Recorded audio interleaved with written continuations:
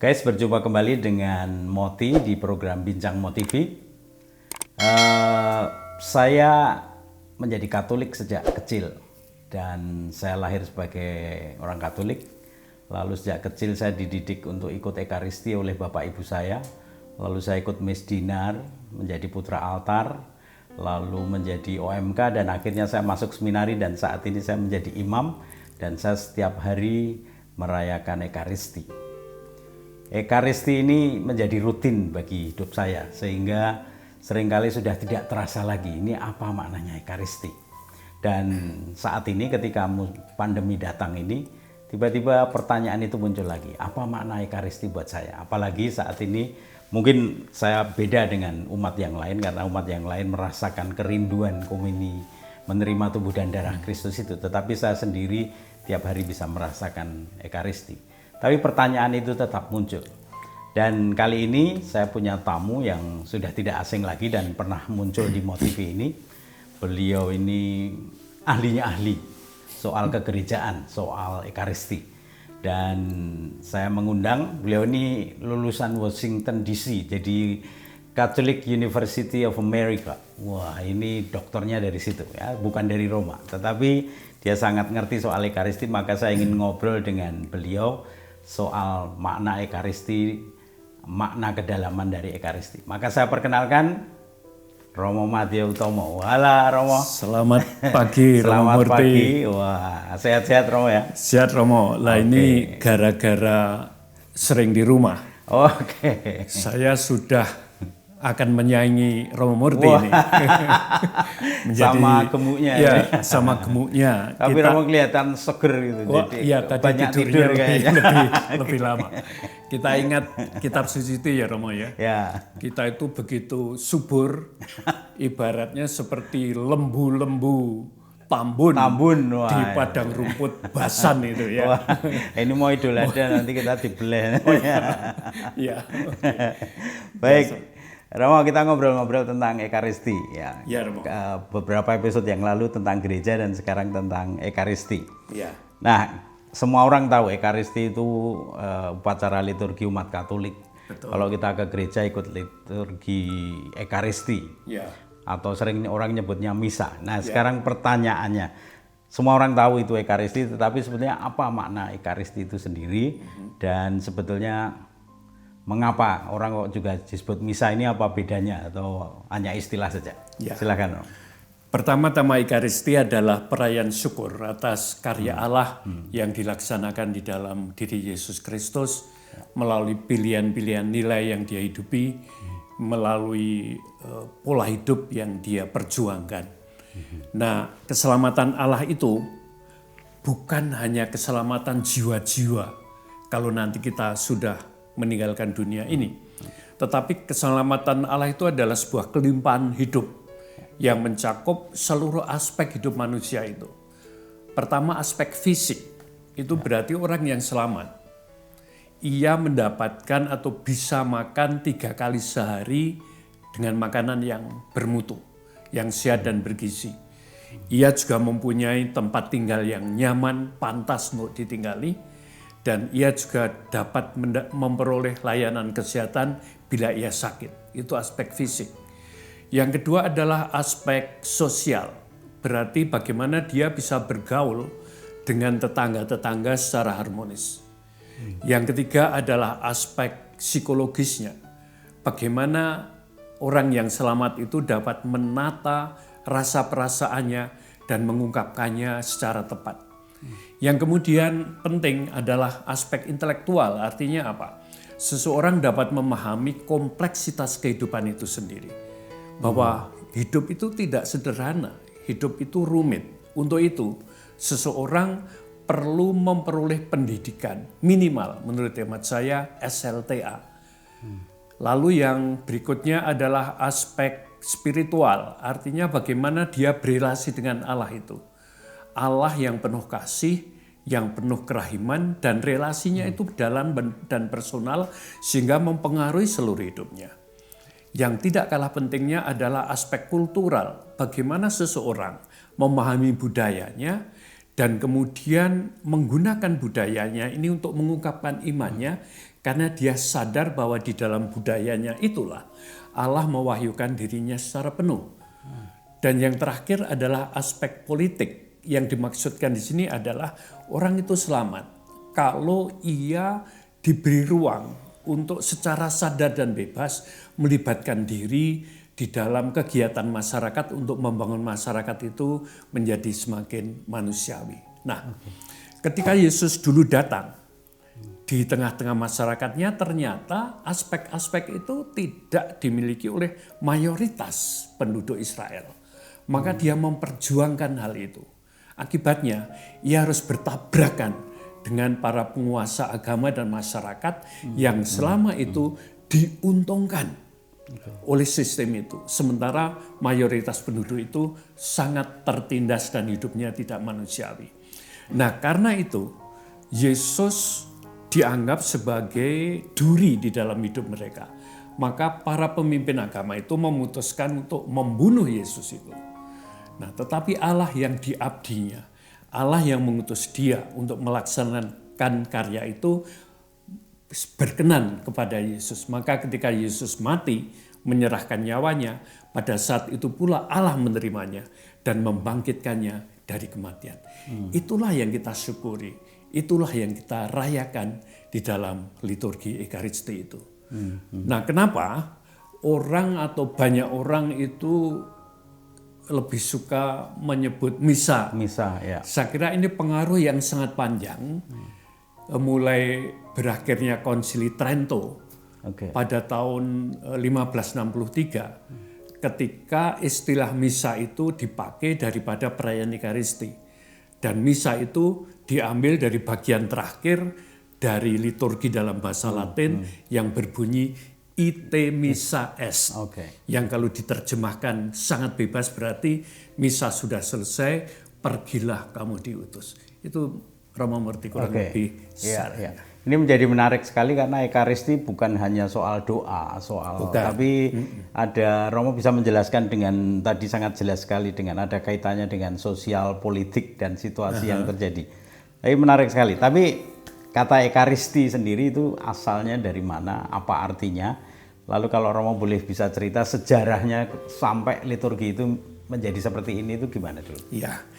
Ekaristi itu berasal dari kata Yunani Eucharistia yang artinya ucapan syukur. Sehingga Ekaristi sebetulnya berasal dari perjamuan terakhir yang dilakukan oleh Yesus bersama dengan para muridnya. Nah, digarisbawahi perjamuan terakhir. Karena sebelum perjamuan terakhir itu, Yesus sudah sering mengadakan perjamuan-perjamuan bersama dengan para muridnya. Yesus itu bukan orang miskin-miskin amat loh.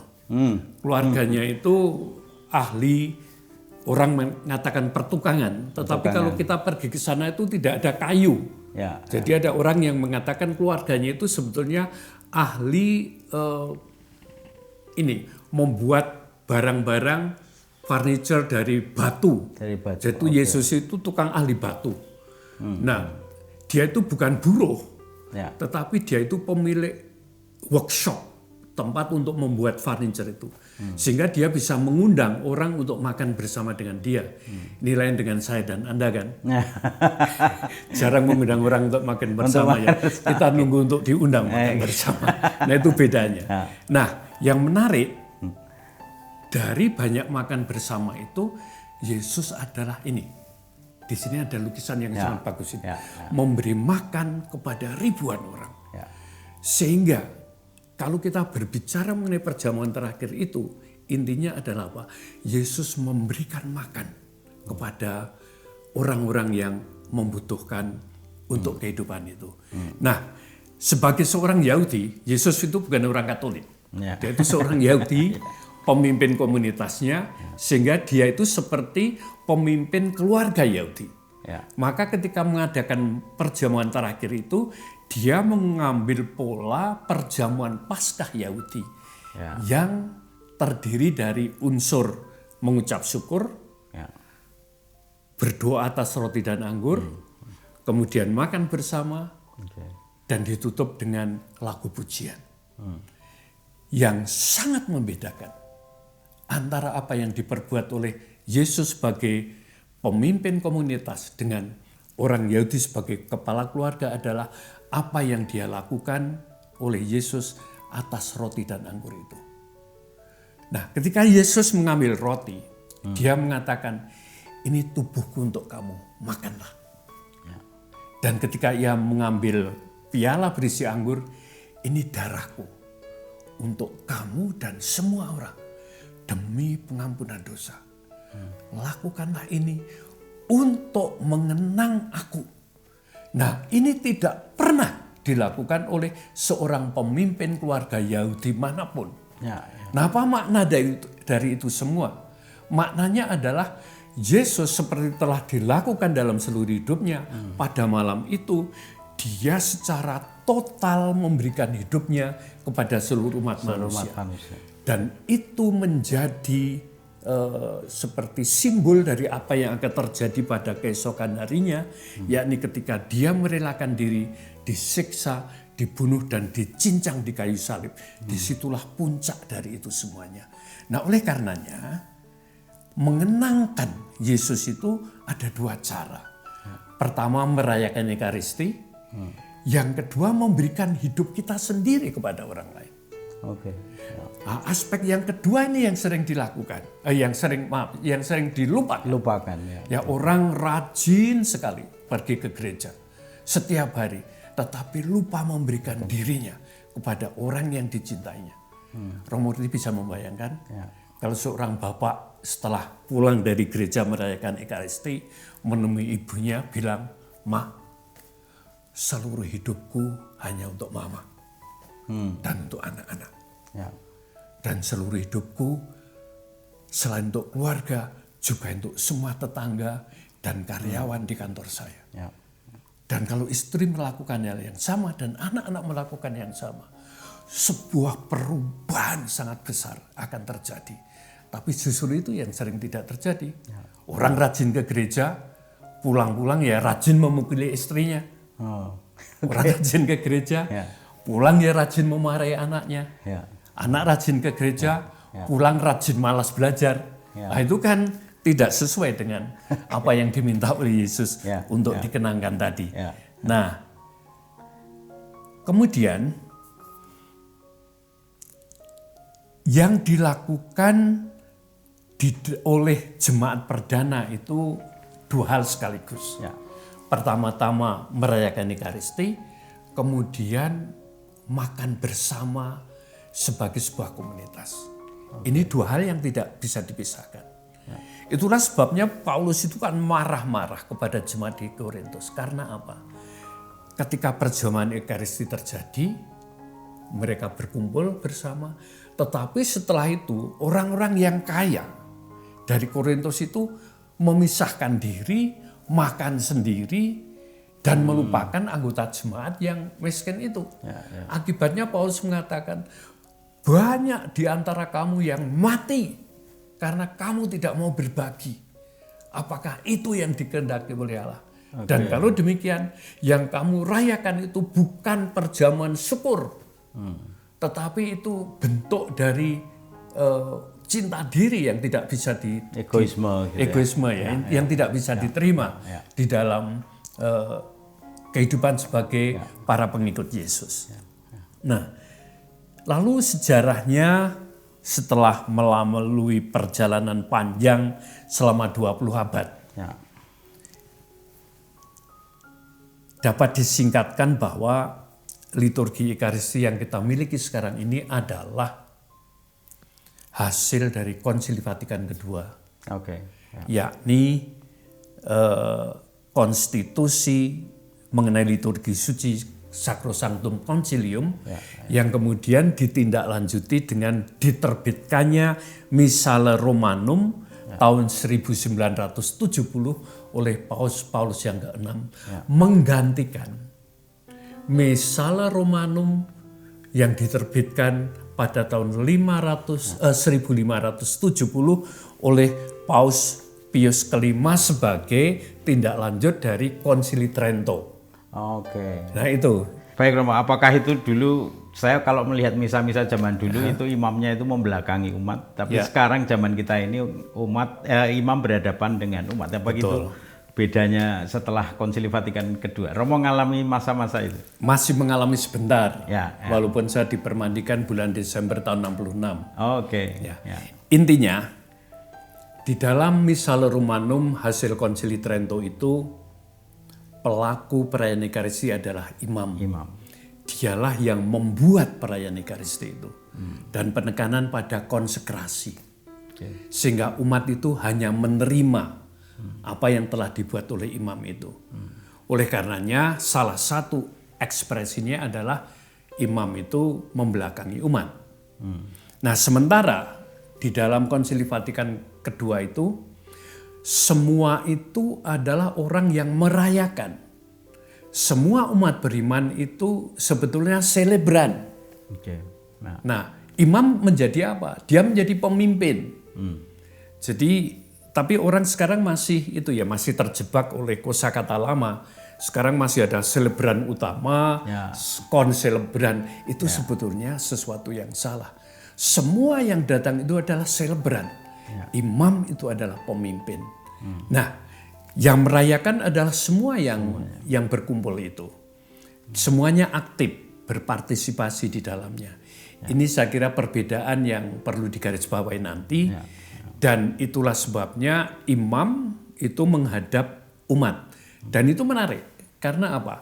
Setelah Sacrosanctum Concilium ini dideklarasikan, tidak lama setelah itu, Paulus ke-6 kemudian memimpin perayaan Ekaristi dan dia membalikkan tubuhnya dari membelakangi umat menghadap umat itu.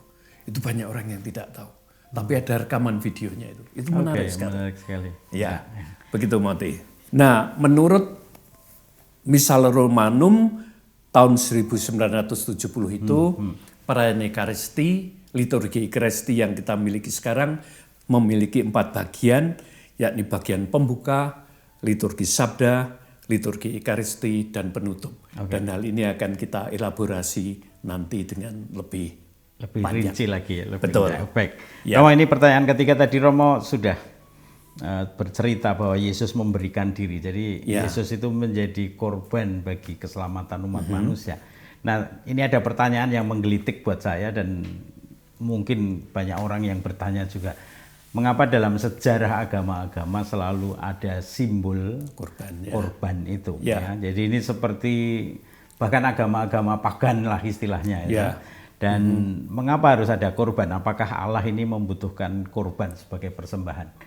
Di Yahudi sendiri ada korban domba itu.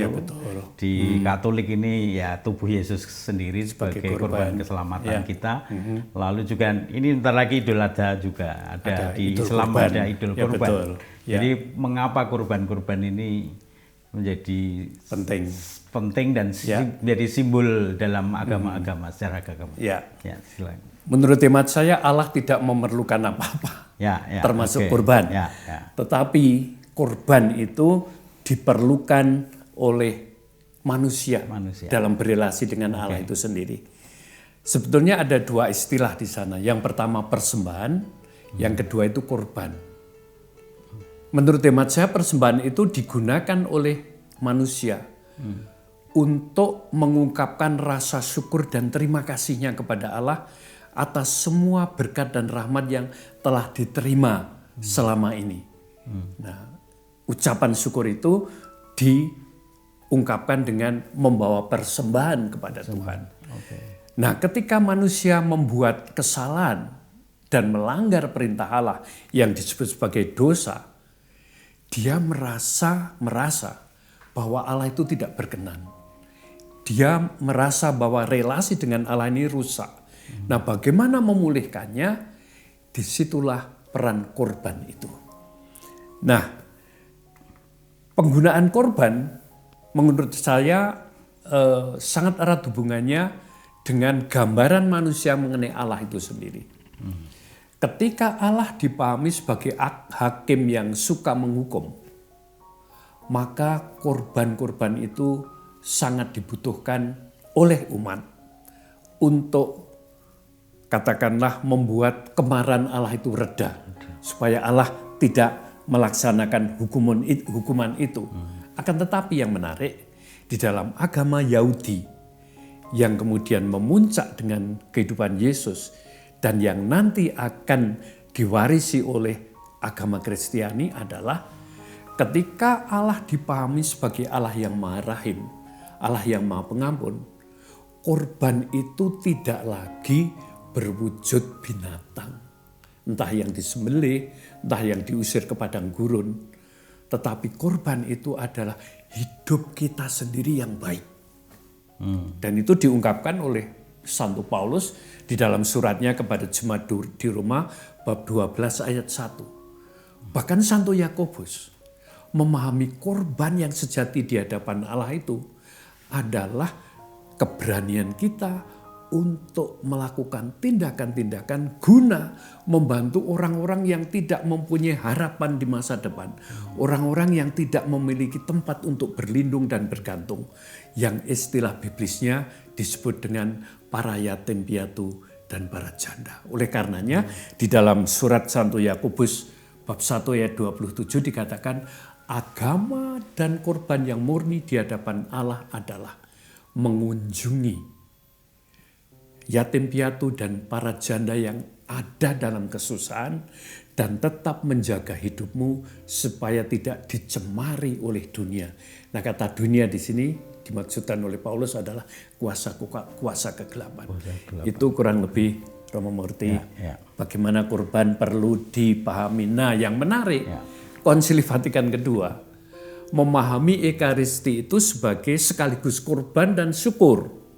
Saya kira ingin menggarisbawahi dua dimensi bahwa yang kita kenangkan di dalam perayaan Ekaristi adalah Yesus Kristus yang rela mengorbankan dirinya untuk menyelamatkan umat manusia, dan oleh karena itu kita bersyukur atas apa yang dibuat oleh Yesus itu sehingga karya Allah dapat diwujudkan di dalam hidup kita. Itu gitu saya rasa penjelasannya. Baik, Romo, mengapa Ekaristi selalu disebut sebagai pusat hidup orang Katolik? Nah, sebetulnya pusat hidup orang Katolik itu Allah sendiri. Allah yang terus masih bekerja untuk mewujudkan karya keselamatannya. Dan di dalam sejarah iman kita, Allah itu mewujudkan karya keselamatannya memuncak di dalam diri Yesus itu. Yesus yang seperti sudah saya katakan di atas, untuk melaksanakan karya penyelamatan Allah, dia memilih nilai-nilai dan pola-pola hidup yang kemudian mengguncang tatanan yang sudah mapan, yang menghambat disalurkannya rahmat Allah itu. Nah, itu semua yang dirayakan dan dikenang di dalam perayaan Ekaristi. Dan dengan mengenangkan itu semua, peristiwa itu menjadi pengalaman yang konkret, hadir saat ini. Itulah sebabnya gereja mengatakan bahwa perayaan Ekaristi adalah pusat hidup iman orang Kristiani itu sendiri. Kalau dipilah-pilah dalam Ekaristi itu ada bagian apa saja dan apa maknanya, Romo? Ya, ada 3 bagian. Ya. Dan ini merupakan dari hasil sebuah kegelisahan.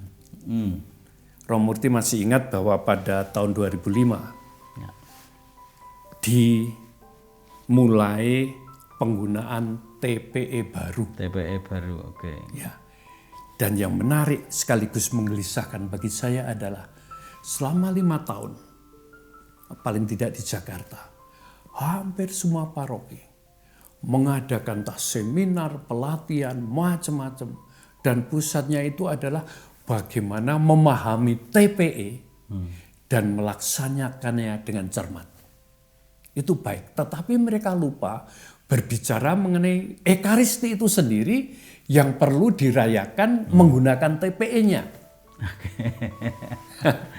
Ditangkap ya? Ya. Nah, kegelisahan yang kedua itu sudah 2010 ya. Dan saya ditabiskan tahun 83. Berarti 17, sudah 27 tahun menjadi imam. Sudah ribuan kali saya memimpin perayaan Ekaristi dan ribuan kali umat merayakan Ekaristi bersama saya. Tetapi kok tidak ada perubahan mendasar yang dapat mengubah masyarakat di mana saya hidup. Apa yang salah? Maka saya mulai mempelajari Sacrosanctum Concilium, yakni konstitusi mengenai liturgi suci yang terbit tahun 63. Kemudian Lumen Gentium yang terbit tahun 64 tentang Ekaristi itu sendiri. Kemudian Presbyterium Ordinis, yakni dekret mengenai pelayanan dan hidup para imam yang terbit tahun 65. Di sana dibicarakan mengenai Ekaristi juga. Lalu, nah ini yang saya takut banyak imam yang tidak tahu bahwa ada dokumen ini. Yakni pada tahun 2003, Paus Yohanes Paulus II menerbitkan ensiklik Ecclesia de Eucharistia.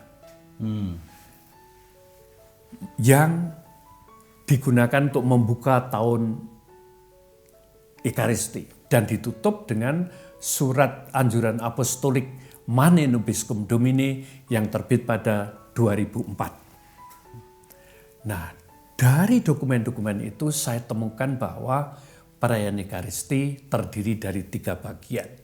Yang pertama, sebelum orang pergi ke gereja untuk merayakan Ekaristi itu, apa yang harus dibuat?